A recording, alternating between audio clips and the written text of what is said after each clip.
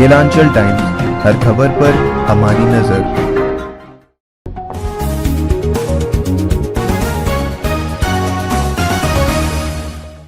नमस्कार, स्वागत है आपका केलांचल टाइम्स में। मैं हूँ आपके साथ वंदना।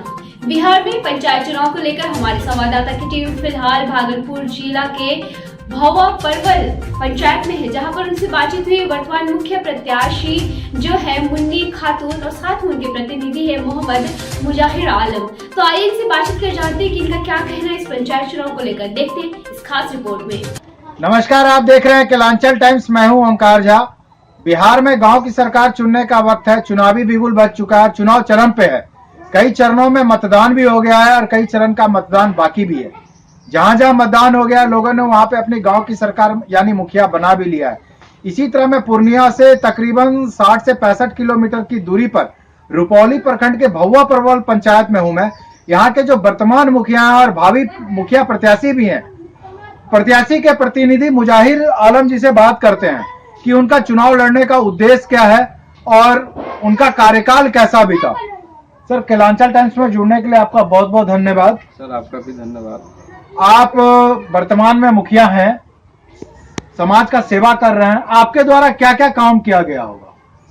देखिए, मैं इस समाज में 1993 से एक प्रैक्टिशनर के रूप में सेवा करते आ रहा हूँ और उसी के फलस्वरूप मेरी सेवा को देखते हुए भवा परवल पंचायत की जनता ने मेरे घर में मुखिया पद दिया, श्री मुन्नी खातून जी।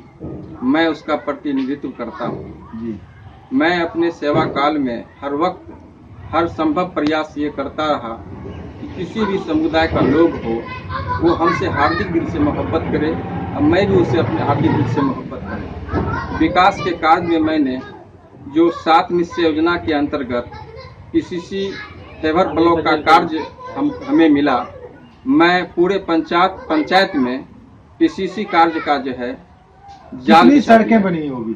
लगभग 108 सड़कें बनी है अब तक में, गली कुची जी। और कारीकोसी के कारण जो मेन मुख्य सड़क जहाँ जहाँ कटा हुई है उस जगह पे मनरेगा के तहत मैंने लगभग 16 पुल जो है मैंने बनाया है। 16 पुलिया जी हाँ। और जहाँ पे एक गांव से दूसरे गांव जुड़ने का रास्ता जो एक पैरिया का था, मैंने उसे चौड़ीकरण करके 16 फीट का रास्ता चौड़ा उसको मनरेगा के तहत मिट्टीकरण कार्य करके सड़क बनाने का कार्य किया। एक गांव से दूसरे गांव को जोड़ने का भी कार्य किया। मुखिया जी, आपने बताया कि आपके द्वारा 108 110 सड़कें बनाई गई है, 16 पुलिया बनाई गई है। उसके बाद हम ये आपके पंचायत की जनता जानना चाह रही, आवास कितना मिला होगा? मेरे पंचायत में चूंकि आवास का जो सर्वे हुआ था 2011 में हुआ था, आर्थिक जनगणना के आधार पर जो पूर्व में मुखिया थे उसी के समय में ये सूची बनी थी। उस सूची में 700 कुछ तकरीबन 700 कुछ आदमी के व्यक्तियों का नाम था। मैंने उस सूची को पूर्ण रूप से खंगाल करके एक भी आदमी लाभ लेने से वंचित नहीं रहा। सभी को प्रधानमंत्री आवास मिल चुका है। मतलब 700 से 800 के आसपास आवास भी मिला है। वृद्धा पेंशन, लक्ष्मीबाई पेंशन, वृद्धा पेंशन, लक्ष्मीबाई पेंशन और लोगों के मैं अपने कार्यकाल में लोगों के सेवा के लिए, जनता की सेवा के लिए मैं अपने यहाँ एक पीए रखा हुआ था जिसका नाम महेश सिंह है। वो गोरी समुदाय से बिलोंग करते हैं। मैं उन्हें अपने दरवाजे पे जनता की सेवा के लिए 48 घंटा 24 घंटा रात में भी अगर सेवा करने का मौका मिला तो उस पीए ने अपनी जिम्मेदारी के साथ वृद्धा पेंशन, कन्यादान योजना कितना हुआ होगा? ये लगभग 1000-1200 के पार हो चुका होगा। वृद्धा पेंशन जी, विकलांग पेंशन और लक्ष्मीबाई पेंशन, इस 1000-1200 के आसपास जी जी जी जी। मुखिया जी, आपने इतने अच्छे काम किए हैं, वृद्धों का भी सम्मान किया है। वृद्धा पेंशन 1200 बता रहे हैं, विकलांग पेंशन बता रहे हैं, लक्ष्मीबाई पेंशन भी बता रहे हैं। अब हम ये जानना चाहते हैं, भवा परवल में शिक्षा का स्तर कैसा है? भवा परवल में शिक्षा का स्तर ये है कि जिस समय बिहार शिक्षक पंचायत शिक्षक के रूप में जो बहाली किया गया, जिसमें 1500 रुपया मानदेय था, 2001 की ये बात है, मुखिया के द्वारा बहाल किया जाता था उस समय में जो है कोई मतलब शिक्षकों का जो है इंटरव्यू या कोई एग्जाम नहीं लिया जाता था जी। वो मार्क्स बेसिस पे होता था। ऐसे भी शिक्षक बहाल हो चुके हैं जो कि उस लायक नहीं है जो कि 1 से 4 5 तक पढ़ा सकते हैं। लेकिन उन लोगों में भी शिक्षा का जो है वो क्या कहते हैं सरकार के द्वारा अभियान चला करके प्रशिक्षण दे करके जो लोगों को भी सुदृढ़ किया गया है। शिक्षा की माहौल उतना सही तो नहीं है लेकिन फिर भी पहले से ठीक ठाक बेहतर है। आपने बहुत अच्छा काम किया है। हम ये जानना चाहते हैं कबीर अंतुष्टि कितना मिला होगा? कबीर अंतुष्टि जो है 5 साल के दरमियान में मेरे खाते में 3,000 रुपया था। 2021 में अगस्त महीने में मेरे यहाँ 99,000 रुपया आया है जो कि निकासी मैं नहीं कर पाया हूँ। 33 आदमी का पास हो चुका है। उसको यथाशीघ्र ही जो है कबीर अंतुष्टि के तहत पैसा दिया जाएगा। लेकिन मैं अपने विशेष कोष से अपने जेब से जहाँ भी मुझे खबर मिला, जहाँ भी मृत्यु का मुझे सूचना मिली गई, मैं अपने कोष से यथासंभव उसे किसी भी व्यक्ति को छोड़े नहीं है। सब व्यक्ति को कुछ न कुछ राशि में अपने धर्म की कोई राजनीति नहीं होती? जी नहीं, धर्म की कोई राजनीति मेरे पास। अच्छा मुखिया जी, पंचायत की जनता जानना चाह रही है अपना गाय शेड, पशु शेड, बकरी शेड, इस सब का कितना निर्माण किया गया है? पशु शेड का निर्माण मेरे यहाँ लगभग 32 हुआ है। और 32 पूर्ण रूप से मतलब सुचारू है। सभी में गाय पाला जा रहा है। कुआं, चबूतरा? जी, चबूतरा का निर्माण लगभग चबूतरा मेरे फंड में नहीं रहा। चबूतरा सरकार की योजना जो है वो पहले थी चबूतरा मुखिया के अंदर में जी, लेकिन वो मेरे अंदर में नहीं था, इसलिए मैं चबूतरा नहीं बना पाया हूँ। मैं अपने कोष से सोहरा दिरा में एक चबूतरा बनाया हूँ जहाँ पे पीपल की पेड़ है, चारों तरफ उसको घेर करके अपने कोष से वहाँ चबूतरा बनाया हूँ। एक वहाँ पे बजरंग बली स्थान है, उसे मैं नीचे से लेकर ऊपर तक ढलाई का कार्य किया हूँ अपने कोष से। मुखिया जी आप ये बताएं, आपने इतने अच्छे काम किए हैं, कौन सा ऐसा काम नहीं कर पाए जिसका आपको मलाल है, जो इस बार मुखिया दोबारा बनने के बाद आप उस काम को करेंगे? अफसोस इस बात की है कि हम लोग कोसी नदी के किनारे बसे हुए हैं और पूर्णिया डिस्ट्रिक्ट के लास्ट छोर के पे बसे हुए हैं। नदी के इस पार हम लोग हैं, नदी के उस पार भागलपुर डिस्ट्रिक्ट है।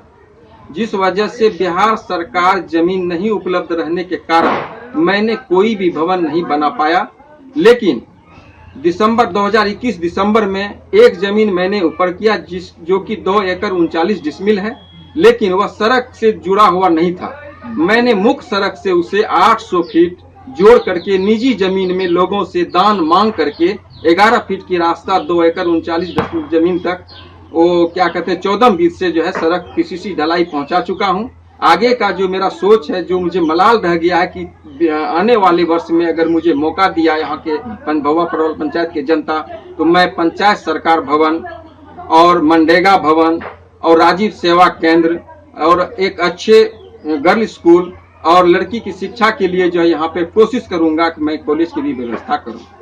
मुखिया जी इतना तो आपने बहुत अच्छा काम बताया और बहुत अच्छी पहल लेके अभी आप चल भी रहे हैं, चुनाव प्रचार भी कर रहे हैं।